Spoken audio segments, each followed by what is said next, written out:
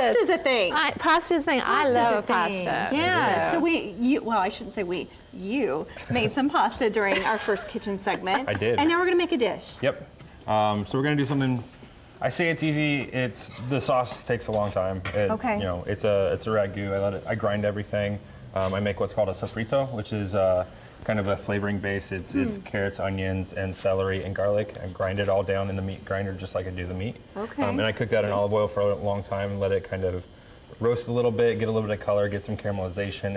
It's kind of the base of Italian food. Okay. That smells great. And then, It does smell great. And then I brown the meat and I braise it for a few hours. A lot of times when you cook ground meat, you don't really think Yeah. about cooking it for a long time. Right. So you think about cooking it quickly, and that's why you grind it, because usually those are tougher cuts. Huh. But they are tougher cuts, so it makes sense to Okay. kind of braise it and let it get kind of luxurious and you know, really soften up quite a bit. Tracy, there's some love that goes into Yeah, this dish. obviously. A lot of time, a lot of love. So yeah, we got our pasta. We did tagliatelle, which is just the same pasta we did earlier. Basically, all we do is after we roll it out, I dust it with called semolina flour. It's a durum flour, and it's a little bit hardier. It's more coarse. I kind of mentioned it in the first segment. And kind of let it dry a little bit, so that way when you go to cut it, you can just cut right through, and it doesn't stick together. And that's all we did. And then we let it dry a little bit longer after we pull it apart, just so it doesn't stick, like I said. You have the tagliatelle. That's why my grandma's noodles were. She never rolled it up like that. That makes sense. She was just like That's a it. little unsteady. Down to the table. Yeah, exactly. And I mean, you can use a pasta roller. You can use I like that. Yeah. you can use rolling pins. Pasta by hand Now is that's called serious. That's plato a that's- mano. Wow. And that right there is to cut sheets kind of, all uniform. You can kind of go any way you want with it. And again, kind of the shaping's all over the place. In a second, I'll show you guys how to do some farfalle out of this sheet over here. Just kind of watching this guy, Okay. making sure I don't. So the fresh pasta doesn't take any I time was at all going to to ask, cook, does it it? take It less doesn't. time, actually? It doesn't, and you're never gonna actually have an al dente fresh pasta because it was never hard. It was never dried all the way. Okay. So like, Right. yeah, I mean, it's never gonna actually get to the same as like Yeah. a fettuccine. Now, do you use Okay. any salt or oil in the water? Or? I do salt the water. Okay. I think it's anytime you cook a starch, whether it's potato, I do it with rice, I do it with pasta. I always season it because the starch absorbs water. Okay. And if it's not seasoned, it's gonna absorb unseasoned water. Okay. Put It's that up there. yeah. Because it's not, if Locked you're thinking, in. well, I don't want to learn how to, you're going to learn a lot about cooking. It just interesting. happens to be Absolutely. pasta focused. Yep. There's that Right. nice tool that we were So talking Yeah. about. yeah, so that's there's different right. rollers. It's like I thought it was an upholstery. I like this I one. like It's it. brass and it gives a nice, really sharp Yeah. Yeah. edge on it. So like when we do something like a farfalle, a short pasta, all we do is after you don't have to do the crimp. I like it because it looks fancy.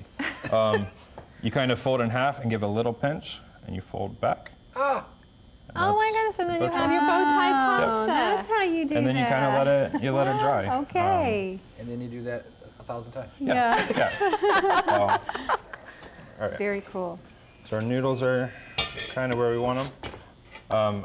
I like to incorporate a little bit of that pasta water into the Okay. dish. That just helped with that melding you were talking about. I'm still hung up on when he said it's not pasta and sauce. Yeah. It's All together. all one dish. Yeah. So Oh my goodness. So when it starts to come together, we've got a little bit of water in there. We've reduced our sauce a little bit. And it starts to cling to it. The pasta, does. because it's rolled by hand, has a little bit of texture on the outside, just kind of naturally. Yeah. And it really kind of grips that pasta. So again, the wider noodles for more rustic, hearty dishes. And then we're gonna finish after it kind of heats up a little bit more. We always finish the pasta in with the sauce. You want it to absorb that last little bit of moisture off the sauce. Now you don't want to waste anything, do you?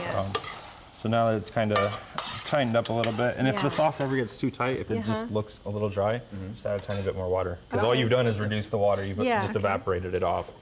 Okay. Oh gosh, it smells so good. It does smell really And then good. I usually try to finish with a little bit of parm straight in.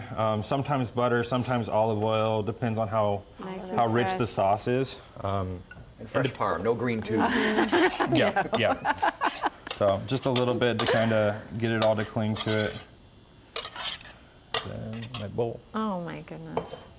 Wow. Okay, who wouldn't eat I that? know. Oh Put my that there. gosh. Yeah. I've learned enough today. I mean, a whole class is going to be. How long do the classes usually run? Probably about a couple hours. A couple of hours, So you okay. have time to learn how to make some dough, roll it Sure. out, try to shape the pasta, Right. and then you'll probably get some delicious pasta from Chef Allen. How to make it, and then what to do with it once you learn how to make it. Exactly. And then just And eat then you it. take all that knowledge home and you work on that repetition. There you Yep. go. And then all you that go shaping. I think all a that good gift shaping. idea too for somebody. That'd If be you know great. Oh my somebody who likes goodness, cooking. we will have gift cards. Absolutely. That is a Okay, great. That is a yes. great gift idea. think so, too. How many people we talk to over the years like, I really wish I would. And do it. they I'm like, They yeah. don't necessarily So do it here. for themselves because they think I don't You're right. have to have that. What a Valentine's Day idea. gift! Well, you That get makes me something, think. from a top chef, Yeah. and then so you get to learn from that and make And in something. a beautiful space It- too. it is beautiful. You know, It is I mean, beautiful. New place, Sophie wasn't space. planning on learning about tahini today. Look at it just rubs right off of never Yeah. know. thesignaturetable.com. Thesignaturetable.com. That's right. Thesignaturetable.com. iHeartPasta.com. I heart pasta. Yeah, I had pasta. It's my new pop-up with my Awesome. wife. Oh, fun. And it's basically a simple 3-course dinner. We do a salad, a pasta that changes each month, and a dessert. Right now we're hosting them at Ukio, which is my day job is I'm the chef at Ukio Yeah. in Broad Ripple. And yeah, it's just kind of a way to get back to kind of really fun things, and pasta's kind of my thing. And So, his Love wi- it. And his wife's really, really cool. yeah, she's pretty cool. That's right. All that on IndieStyle.tv. We'll be right back.